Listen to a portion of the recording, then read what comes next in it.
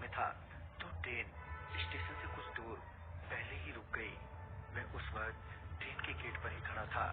तभी एक बच्चा भागता हुआ नजर आया जो पानी बेच रहा था। वो बच्चा सीधे मेरे पास आया और बोला, भैया पानी चाहिए, बिल्कुल ठंडा है। मैं ये देखकर हैरान था कि अभी रात के 1 बज रहे हैं और ये जगह स्टेशन से काफी पीछे है। फिर भी बिना डरे ये बच्चा पानी बेच रहा है।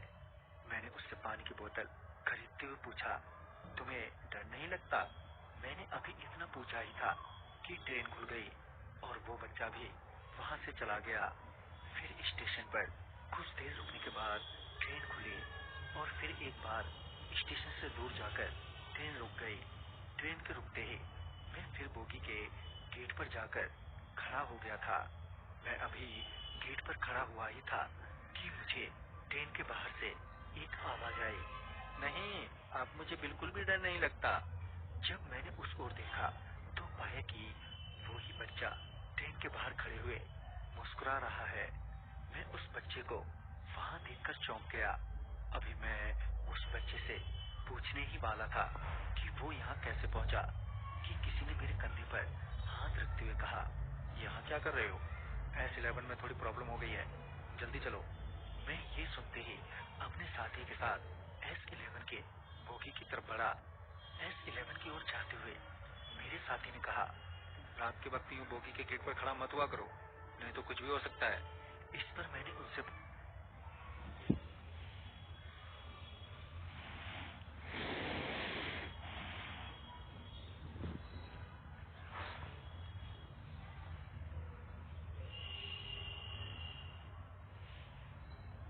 पूछा, क्या हो सकता है?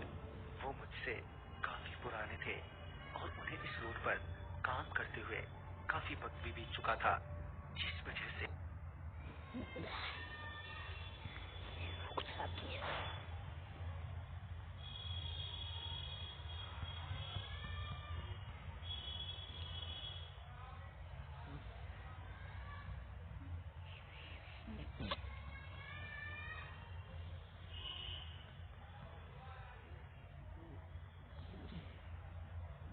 काफी वक्त भी बीत चुका था, जिस वजह से उन्हें काफी कुछ मालूम था इस रास्ते के बारे में। उन्होंने मेरे सवाल का जवाब देते हुए कहा, इस रास्ते पर बहुत सी ऐसी जगहें हैं जहाँ पर आपको लगेगा कि ट्रेन रुक गई है, मगर ट्रेन चलती ही रहती है और गेट के पास खड़े यात्री ट्रेन को रुका हुआ समझकर चलती ट्रेन से उतर जाते हैं, जिनमें उनकी मौत हो जाती है। कुछ जगहों पर तो एक बच्चा पानी बेचता हुआ नजर आता है। अगर आपने उस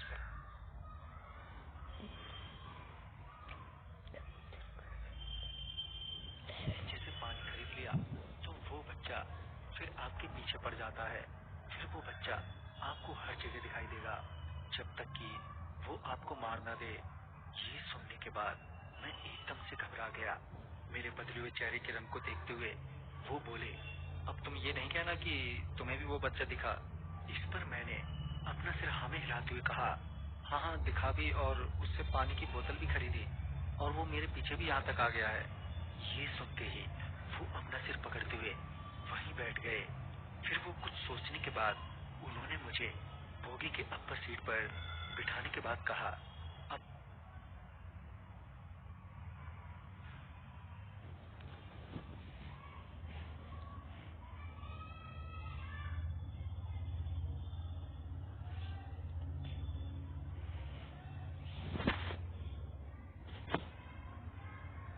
तुम आंखें बंद करके सो जाओ और चाहे कुछ भी हो जाए अपनी आंखें मत खोलना।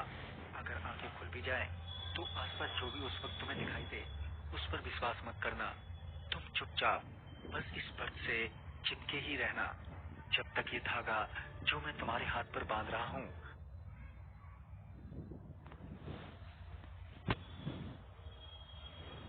टूटकर गिर ना जाए। ये बोलकर वो मुझे उस बर्थ पर अकेले ही छोड़कर चले गए। उनके जाते ही मैंने अपनी आंखें बंद कर ली और अपने कानों पर भी हाथ रख लिया ताकि मुझे कुछ भी सुनाई ना दे। अभी मुझे लेटे हुए कुछ देर हुई थी कि किसी ने मेरे पैरों को पकड़कर जोर से खींचा, जिससे मैं जब मैंने आसपास देखा तो चारों तरफ सिर्फ अंधेरा था। मतलब कुछ ज्यादा ही अंधेरा। कोई दिखाई तो नहीं दे रहा था, मगर वहाँ बहुत से लोग थे जिन्हें मैं महसूस कर पा रहा था। कभी कोई मेरे सर को हाथ लगाता तो कभी कोई मेरा हाथ पकड़कर झटके से खींच देता।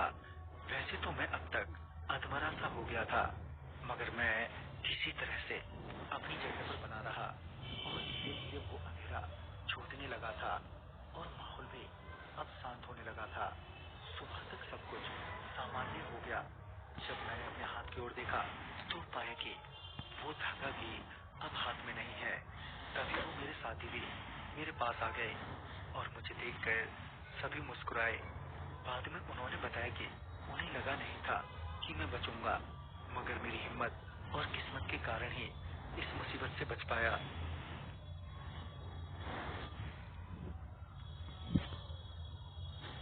मेरी लाइफ में बहुत सी ऐसी घटनाएं हुई जिन पर शायद ही कोई विश्वास करे, मगर मैं उन घटनाओं के कारण औरों के मुकाबले ज्यादा हिम्मत वाला बन गया।